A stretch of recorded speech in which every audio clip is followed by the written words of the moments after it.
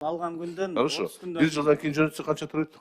бир жылдан барса деле алган күндөн баштап 30 күндөн кийин гана скидкасы бүтүп калат. 30 күнгө чейин скидка турат 70%. Бирок чет өлкөгө чыкканда силер кат жетпи жетпедиби деген мааниси жок экен. Барып силерде карыз болуп бизди чыгарбай атат да.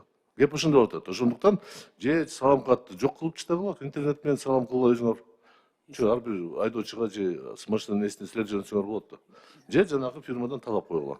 Исхак Абсаматович, ал боюнча жанагы чет өлкөгө чыгып атканда чектөө коюу боюнча ал өзү колуна алып, андан кийин төлөбөй жүргөндүгүнө байланыштуу биз соттук аткаруучулар аркылуу гана ушул чектөө коюлат.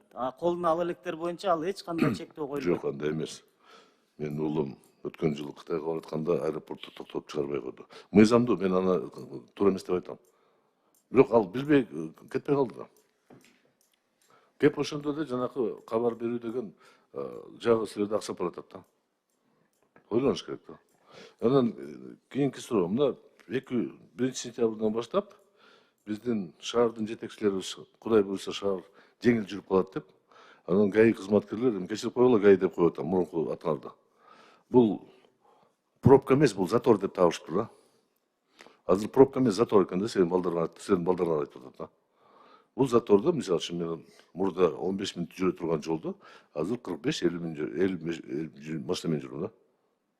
Автобустар убагында жете албайт, троллейбустарды жок кылдыңар. Силердин ГАИ тарабынан, милиция тарабынан жол коопсуздук кыймыл боюнча сунуштарыңар кандай шаарды жеңилдетиш үчүн? Барбы сунуштарыңар? Жолдош докладчик, кандай дейсиз?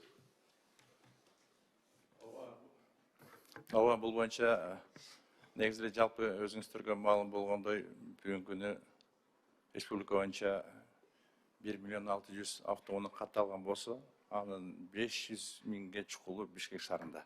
Андан сырттан келген чыккан автоунаалардын саны бир топ. Эми бул боюнча азыр мэрия менен биргеликте негизинен инфраструктура жолдордун каттамын, сапатыны жана тиешелүү жолдордун агымын ачуу боюнча биргеликте комиссиябыз иштеп атат. Азыркы мезгилде мэрия менен биргеликте бул багытта жумуш алып барып атабыз. Тиешелүү көчөлөр боюнча развязка деп коебуз, бир тараптуу, эки тараптуу кээ бир көчөлөрдүн жана туңгуюк жерлерин ачуу боюнча дагы бир топ сунуштарды бергенбиз. Азыркы мезгилде мэрияда каралып жатат бул маселе.